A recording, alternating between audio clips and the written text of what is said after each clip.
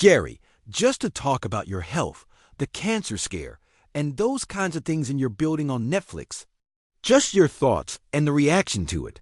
Well, of course, millions of people are dealing with setbacks every day. So, you got two. Keep that in mind all the way through.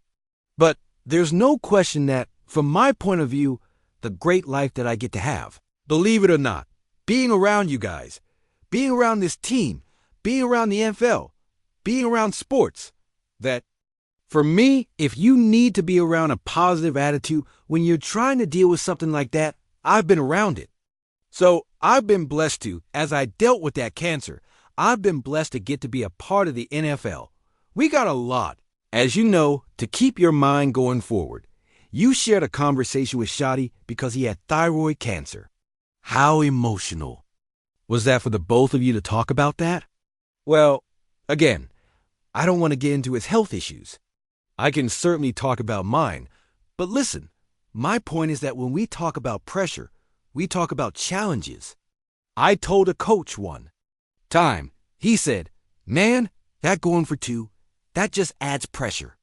And I don't want to sound condescending, but I said, look, everybody on that TV, everybody up in those stands, they're dealing with things. They're dealing with pressure. We all have pressure. Let's all be thankful we're here to get to deal with it. Jerry, how scary did it get for you? Well, you don't like to think about your mortality, but I was so fortunate to have some great people that sent me in the right direction. I got to be a part of a trial that was propitious. It really worked. It's called PD1, and it really worked. It ate my hips up. I had to have both hips replaced because it was rough on your bones. But other than that, I'm so proud to get to be sitting here with you guys and begin to do what we do. How did it change your perspective? But it was in the back of your mind. Did it change any perspective for you on life in general? No. I have. You know, I got involved with the Cowboys because, unlike it seems sometimes, seriously, it was a poor investment. I got with the Cowboys because I wanted the job of running the Cowboys, and not necessarily for my children, not necessarily for anybody. I wanted that job, and that's the way it's been. And focus, and when you're passionate, get to totally engulfed in what you're doing. That helps you deal with some of the other issues we deal with in life. Jerry, not hard topics here. But what have you made of Michael Parsons' participation during his time out here? Again, I'm glad he's been here. It's important for the teammates. But it's important for him to pick up all of the coaching and the nuances. Osmosis is a very big thing, and he's been here and been a part of that. Now that you had it home, do you think that talks would pick up a little bit with him? I don't know that necessarily talks will, but we've got a game coming, and he's under contract out. Who have you liked in camp so far? Well, I've been real pleased with Thomas, and he's gotten some real opportunity here, and we certainly need that showing up on his part. I like several of the young guys. I just overall like the tempo with the camp. Give Brian Schottenheimer his due there to have that. And I'm looking forward to Saturday night. They're back in Dallas. And so, but I like what we've seen so far and on balance. I don't even want to mention it, but we've come out here in pretty good shape with our injury, which is always a focal point, be it discipline or physicality. What stood out to you? Most in the first, Schottenheimer training camp? Well, I like the physicality, the enthusiasm. Probably the last play we just saw. That number 54 taking that thing to the house and outrunning everybody. Probably is a great way to have ended this practice and certainly of his camp. Sam is not fragile in terms of mental, but as Michael Irvin said when he had an injury that flashed before him the prospects of not playing again, Michael said it made his career to appreciate what he might miss. I think Sam has had that same realization, and so he's come back. He's had an outstanding training camp. And I would think somebody might have set that up for him to run the length of the field with that interception. But I think one of the players said, might have been Doc. Oh no, anybody but Sam. Because he's showing leadership out here as well.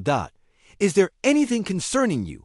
Jerry, if you leave here and know that Philadelphia is a few weeks away, well, the world champ, you couldn't start her off any more challenging than that. Be at their home. All of it's there. And Philadelphia is always all that we can possibly handle when we go up there. So, as far as I'm concerned, it's a good way to start it out. And we'll get a real read on not necessarily the season, how the season's going to go, but it'll be a real good solid test on how much progress we made in training camp. But again, not to use a cliche, but it's one of 17, but it's a counts in every way there is. Playing the world champion counts in the perception, and of course counts in the division. It starts right off with all the marbles. Do you foresee any talent that's not on the roster right now making the 53? Again, I don't at all, but I wouldn't close the door. As you wait for corners to get healthy, do you guys need to make an addition in the cornerback room? It's probably hard to make an addition at this point in training camp, but certainly the numbers as we start the season are one that we've got a very close eye on. But the other part of that is we've got some extraordinary help on the way. For traditionally, how you go in short into a position at a season at that position. So, we do have. That doesn't mean we won't try, but we do have good help on the way, and that's the encouraging dot. Do you feel like Diggs would be? Is that help on the way a little sooner than later? Yes. I think Diggs is hopefully not. Only as it turns out the initial game or gains, but certainly for the season, counting on Diggs to really be a player for us? Is there a deadline to know whether Micah Parsons plans to play in week 1 or not? No, not at all. You don't have deadlines when you're playing under a contract. What's preventing you guys from talking right now? Again, really nothing. So, why don't you talk again? Nothing would be that. And we might or might not talk. And the rest gets in what we do every day. Even though he is under contract, are you guys comfortable if we don't get a deal done? That he'll be ready to go for Philly? Well, again, all you got to go on are contracts. And we are negotiating for a contract. Well, when you do a contract, you would hope that after a negotiation, that's what both the team and the player look to see what our obligations are. And so I have a lot of respect for a contract. You'd like to get a deal done with the wrong before the season? Again, anytime that we're anticipating improvement, which if we want to extend, that will call that a plus, an improvement on the overall picture. Anytime we can get that done, then that's a plus and a good event of the day. Jerry, what's your thoughts on how the documentary turned out? Well, again, I've had the chance to see all of the documentary, and it was pretty emotional. I don't know. I guess a part of living is that you look back, and you don't just dwell on many slow moments, hard moments, emotional moments, negative moments. You don't dwell on that. And so, but when you're my experience in doing this documentary, we got into that since, on a personal basis, I've been a part of the NFL. It was more emotional. It wasn't as pretty as I thought I remembered it. Had a lot of mistakes along the way. But if and when it did, and it did show moments of elation, that's football. And that doesn't surprise me at all.